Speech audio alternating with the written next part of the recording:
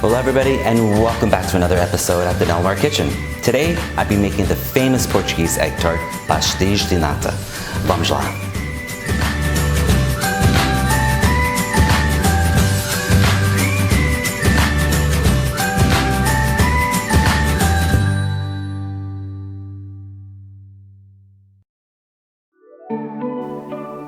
While I got you, why don't you click on that subscribe button to receive future episodes?